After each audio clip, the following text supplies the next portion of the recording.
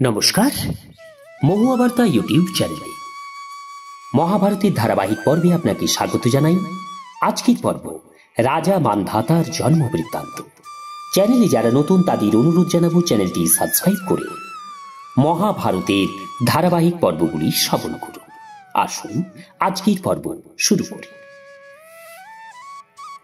মহারাজ যুধিষ্ঠির জিজ্ঞাসা করলেন, প্রভু, রাজা যুবরাশির পুত্র নৃপশ্রেষ্ঠ মান্ধাতা ত্রিলোকে বিখ্যাত, তার জন্ম বৃত্তান্ত বর্ণনা করুন।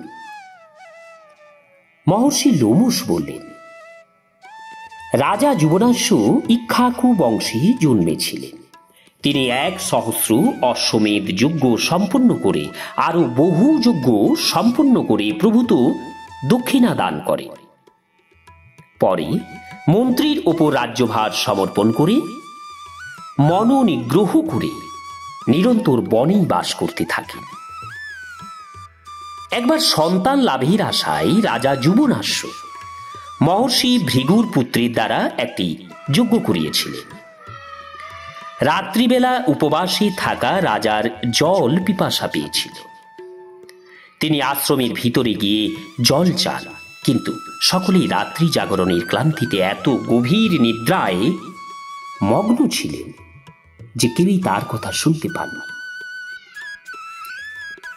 মহর্ষি মন্ত্রপুত জল ভর্তি একটি কলসি রেখেছিলেন। রাজা সেই কলসি দেখেই জল পান করে তৃষ্ণা মিটিয়ে কলসি সেখানেই রেখে দিলেন। কিছুক্ষণ পরে তপোধন ভৃগুপুত্র সহ সকলেই উঠলেন এবং দেখলেন কলসের জল খালি। তখন সকলে আলোচনা করতে লাগলেন যে এটি কার কাজ। যুবরাশ্য তখন সত্য কথাই বললেন যে আমি করেছি। ভৃগুপুত্র তাই শুনে বললেন, রাজন, এই কাজটা ঠিক হয়নি। তোমার যাতে এক বলবান এবং পরাক্রমশালী পুত্র হয় তাই আমি জল মন্ত্রপুত করে রেখেছিলাম। এখন যা হয়ে গেছে তা ফেরানো যাবে না। অবশ্য যা ঘটেছে তা দৈবের প্রেরণাতেই হয়েছে। তুমি পিপাসার্ত হয়ে মন্ত্রপুত জল পান করেছ, অতএব তোমাকেই এক পুত্র প্রসব করতে হবে। এই বলে মুনিরা যে যার স্থানে চলে গেলেন। 100 বছর পরে রাজার বাম দিকের উদর ভেদ করে সূর্যের ন্যায় এক তেজস্বী পুত্র জন্মগ্রহণ করল। কিন্তু এরূপ ঘটনাতেও রাজার মৃত্যু হল না। এ এক আশ্চর্যের ব্যাপার। সেই বালককে দেখার জন্য স্বয়ং দেবরাজ ইন্দ্র সেখানে এলেন। দেবতাগণ ইন্দ্রকে জিজ্ঞাসা করলেন, কিম ধাস্যতি, বালক কি পান করবে? তাতে ইন্দ্র তার মুখে তর্জনী ঢুকিয়ে বললেন, মাম ধাতা, অর্থাৎ আমার আঙ্গুল পান করবে। তাই দেবতারা তার নাম রাখলেন মান ধাতা। তারপর তিনি ধ্যান করতেই ধনুর্বেদ সহ সম্পূর্ণ বেদ এবং দিব্য অস্ত্র তার কাছে উপস্থিত হল। সঙ্গে এলো অজগর নামক ধনুক, সিং এর তৈরি বাণ এবং অভেদ কবচ।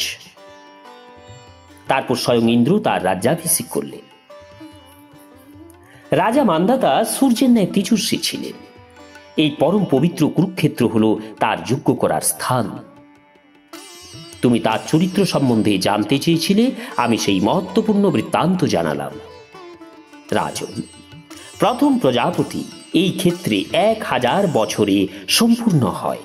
এরূপ ইষ্টিকৃত নামক যজ্ঞ করেছিলেন। এখানে নাভাগের পুত্র রাজা অম্বরীশ যমুনা তীরে যজ্ঞকারীদের 10 পদ্ম গাভী দান করেছিলেন এবং নানা যজ্ঞ তপস্যা করে সিদ্ধিলাভ করেছিলেন। এই দেশ হল নহুষের পুত্র পুণ্যকর্মা রাজা যজাতির। রাজা যজাতি এখানে বহু যজ্ঞ করেছিলেন। এখানেই মহারাজ ভরত অশ্বমেধ যজ্ঞ করে অশ্ব ছেড়েছিলেন। রাজা মরুত সম্বর্ত মুনির অধ্যক্ষতায় এখানে যজ্ঞ করেছিলেন। রাজন, যে ব্যক্তি এই তীর্থে আচমন করে তার সমস্ত লোক দর্শন হয়ে যায় এবং সর্বপাপ মুক্ত হয়। তুমি এখানে আচমন করো। মহর্ষি লোমশের কথা শুনে মহারাজ যুধিষ্ঠির এবং ভ্রাতাগণ সকলেই স্নান করলেন। সেই সময় মহর্ষিরা স্বস্তি বাচন করছিলেন। স্নানের পর তিনি লোমশ মুনিকে বললেন, হে সত্য পরাক্রমী মুনিবর, এই তপের প্রভাবে আমি সর্বলোকের দর্শন পাচ্ছি। আমি এখান থেকেই শ্বেত ঘোড়ায় অর্জুনকে দেখতে পাচ্ছি। লোমশ মুনি বললেন, মহাবাহ, তোমার কথা ঠিক। মহর্ষিরা এইভাবে স্বর্গ দর্শন করেন। এই হলো পরম পবিত্র সরস্বতী নদী। এখানে স্নান করলে পুরুষ সর্বপাপ থেকে মুক্ত হয়। এখানে চারিদিকে 5 ক্রোশ জুড়ে প্রজাপতি ব্রহ্মার বেদী। এটি মহাত্মা গুরুর ক্ষেত্র, যা কুরুক্ষেত্র নামে বিখ্যাত। নমস্কার, আজকের পর্ব এখানেই শেষ করছি। আগামী পর্ব অন্য তীর্থাদির বর্ণনা এবং রাজা উশিনরের কথা। চ্যানেলে যারা নতুন তাদের অনুরোধ জানাবো চ্যানেলটি সাবস্ক্রাইব করে মহাভারতের ধারাবাহিক পর্বগুলি শ্রবণ করুন। রাধে রাধে, হরে কৃষ্ণ।